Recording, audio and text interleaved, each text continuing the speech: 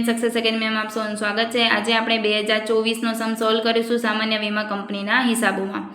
The બાલ યોગી કંપનીના આગ અને દરિયાઈ વિભાગની નીચેની માહિતી પરથી તારીખ 31/3/23 ના રોજ પૂરા થતા વર્ષના મહેસૂલી ખાતા બનાવો। તમને બે ઇન્ફોર્મેશન કરવાની છે, એક આગની છે અને એક દરિયાઈની છે। ગયા વિડીયોમાં આપણે 2023 નો સમ સોલ્વ કર્યો હતો, તેની અંદર આપણે બધા ખાતાઓની વિગતો જોઈ લીધી હતી। અત્યારે મેં લખીને રાખી છે જેથી દાખલો ગણવામાં ઈઝી થાય। સૌપ્રથમ આપેલું છે ચૂકવેલ દાવાઓ 4,95,000 અને 6,18,750। ચૂકવેલ દાવાઓમાં લખી નાખીએ 4,95,000 અને 6,18,750।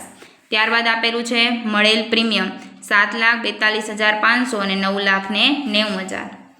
7,42,500 અને 9,90,000।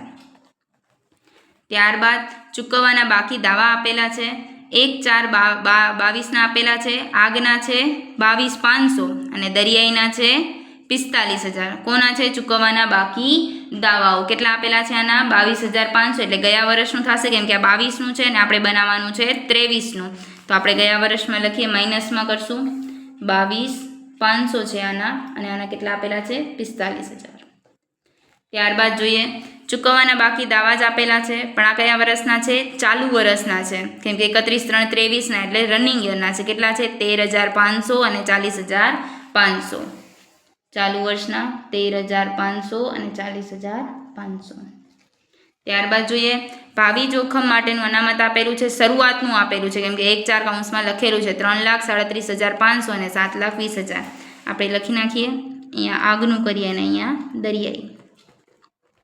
કેટલું આપેલું છે આનું? 3,37,500 અને આનું કેટલું આપેલું છે? 7,20,000।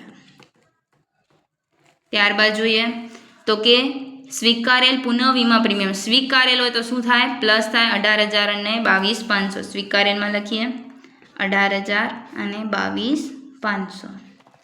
ત્યારબાદ જોઈએ આપેલ પુનઃ વીમા પ્રીમિયમ, આપેલ હોય તો શું થાય? માઇનસ 18,000 અને 20,250। આપેલ 18,000 અને 20,250। ત્યારબાદ સ્વીકારેલ પુનઃ વીમા દાવા છે, શું છે? દાવા કેટલા આપેલા છે? 11,250 અને 15,750। સ્વીકારેલમાં 11,250 અને 15,750। ત્યારબાદ જોઈએ આપેલ પુનઃ વીમા દાવા છે, આપેલ છે એટલે માઇનસ હશે 6,750 અને અહીંયા આવશે 4500। 6,750 અને 4500। ત્યારબાદ જોઈએ સીધા ધંધાનું કમિશન આપેલું છે ડાયરેક્ટ 27,000 અને 31,500। 27,000 અને 31,500। ત્યારબાદ આપેલું છે સ્વીકારેલ પુનઃ વીમા કમિશન છે 900 અને 1,350। સ્વીકારેલ આપેલું છે 900 અને 1,350। ત્યારબાદ આપેલ પુનઃ વીમા કમિશન આપેલું છે 675 અને 1,125। આપેલ 675 અને 1,125। ત્યારબાદ દાવાને લગતા વહીવટી ખર્ચા આપેલા છે, કેટલા આપેલા છે? 31,50 આપેલા છે, એ દાવાને લગતા છે એટલે કે આના છે કાનૂની ખર્ચા, કેટલા છે? 31,50 આપેલા છે, જે 10% લેખે આપેલા છે। તો કુલ ખર્ચ કેટલા થાય? તો અહીં કુલ ખર્ચ આપણે લખવો પડે, તો કે વહીવટી ખર્ચો। હવે 10% એ કાનૂની ખર્ચા આપણને 31,50 આપેલા છે, હવે આપણને કેટલું ખપે? 100% ખપશે, તો કે 100% એ કેટલું, એટલે કેટલા આવશે? તો કે 31,500। હવે એમાંથી કાનૂની ખર્ચા કેટલા નીકળી ગયા? તો કે 31,50। તો હવે કેટલા વધશે આપણી પાસે? 28,350। ક્લિયર અહીંયા સુધી? ત્યારબાદ જોઈએ તો કે વ્યાજ અને ડિવિડન્ડ આપેલું છે 33,750। તો લખી નાખીએ વ્યાજ અને ડિવિડન્ડ 33,750। ત્યારબાદ એના પર આવકવેરો આપેલો છે 6,750। તો માઇનસ કરીએ 6,750 એટલે કેટલા આવશે? 27,000। ત્યારબાદ જોઈએ આગળ શું આપેલું છે આપણને, તો કે વહીવટી ખર્ચ બંને વિભાગો વચ્ચે સીધા ધંધા અંગે મળેલ પ્રીમિયમના પ્રમાણમાં ફાળવો। ભાવિ જોખમ અનામત આચારસંહિતા મુજબ ફાળવવાનું છે, અને વ્યાજ અને ડિવિડન્ડની ચોખ્ખી આવક એ બંને વિભાગ વચ્ચે વહીવટી ખર્ચની ફાળવણીના આધાર મુજબ પ્રમાણમાં ફાળવવાના છે। મતલબ મળેલ પ્રીમિયમ એટલે આવડું 7,42,500 અને 9,90,000, આ બંને પ્રમાણમાં આપણે શું કરવાનું છે? એની ફાળવણી કરવાની છે। તો બંને પ્રમાણમાં ફાળવણી કેવી રીતે થાય? તો કે 2,47,500 ગુણ્યા 3 કરીએ આપણે તો આપણને મળશે 7,42,500 અને એ જ વસ્તુ 2,47,500 ગુણ્યા 4 કરીએ આપણે તો આપણને મળે છે 9,90,000. તો આવડી ગયા એટલે વધ્યું શું પ્રમાણ શું બને છે તમારું 3/4. તો આને કયા પ્રમાણમાં વહેંચી દેશું આપણે 3/4. આને પણ કયા પ્રમાણમાં વહેંચાશે 3/4. હવે આના મુજબ આપણે શું કીધું છે એને કે વ્યાજ અને ડિવિડન્ડ, તો આ પણ કયા પ્રમાણમાં વહેંચાય 3/4 પ્રમાણમાં વહેંચાય. ચલો પહેલાં આપણે અહીંયા ગણતરી કરીએ તો કે 3150 ને 3/4 પ્રમાણમાં ફાળવણી કરીએ એટલે અહીંયા આવશે 1350 અને અહીંયા આવશે 1800. ત્યારબાદ અહીંયા જોઈએ તો કે 28,350 ને 3/4 પ્રમાણમાં વહેંચણી કરીએ તો કે 12,150 અને 16,200. ત્યારબાદ અહીંયા આવીએ તો કે 27,000 ને 3/4, તો આમાં પોઈન્ટમાં આવે છે પણ આપણે ઝીરોને ડાયરેક્ટ લઈ લઈએ છીએ એટલે કે 11,570 અને અહીંયા આવશે 15,430. જે પોઈન્ટમાં આવતો તો એને આપણે કાઢી નાખ્યો છે. ત્યારબાદ હવે બધા દાખલાઓને ટેલી કરીએ તો કે 7,42,500 પ્લસ 18,000 ને માઇનસ 18,000 એટલે કેટલા આવશે તો કે 7,42,500. ત્યારબાદ 9,90,000 પ્લસ 22,500 માઇનસ 20,250 એટલે કેટલા આવશે તો કે 9,92,250.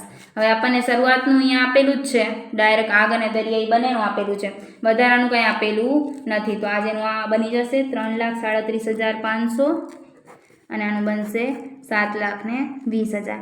હવે આખરનું હોય જ્યારે આગ હોય અકસ્માત હોય ત્યારે હંમેશા એના જે પ્રીમિયમ હશે એના કેટલા ટકા આવશે અહીંયા 50%. એટલે 7,42,500 ના 50% એટલે કેટલા આવશે તો કે 3,71,250. વધારાનું અનામત કંઈ આપેલું નથી તો આપણે જ આવશે 3,71,250.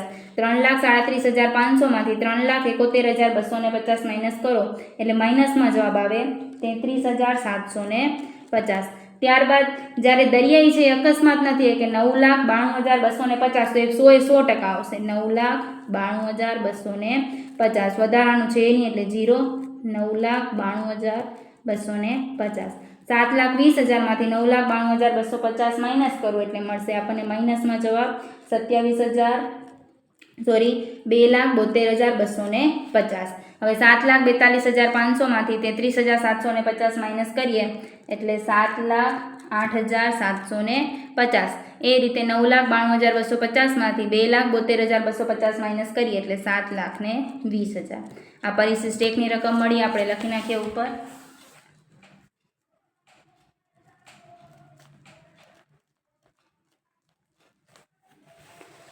હવે આપણે જોઈએ ચૂકવેલ દાવાઓ. 4,95,000માં આ રકમો પ્લસ થશે, આ બંને શું થશે માઇનસ, અને છેલ્લે શું કરવાનું 1350 પ્લસ, કેમ કે એ કાનૂની છે એટલે આનું મળશે 4,91,850. ત્યારબાદ આનું કરીએ તો આ ત્રણેયનો શું થશે સરવાળો, એમાંથી આ બંને શું થશે માઇનસ, અને છેલ્લે કેટલા પ્લસ કરવાના 1800 એટલે મળશે 6,27,300. પરિશિષ્ટ 2માં લખી નાખીએ આપણે.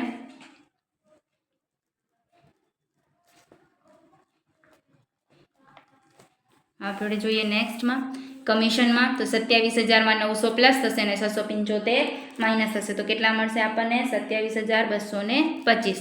તેવી જ રીતે 31,500માં 1350 પ્લસ થશે અને 11,25 માઇનસ થશે એટલે કેટલા મળશે 31,725. પરિશિષ્ટ 3માં લખીએ આપણે.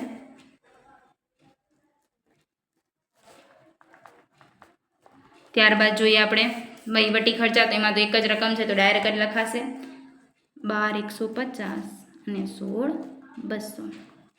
ત્યારબાદ હવે કોઈ વિગત આપણને બાકી રહેતી નથી તો આ બંનેનો સરવાળો કરશું એટલે શું મળશે આપણને એ મળશે.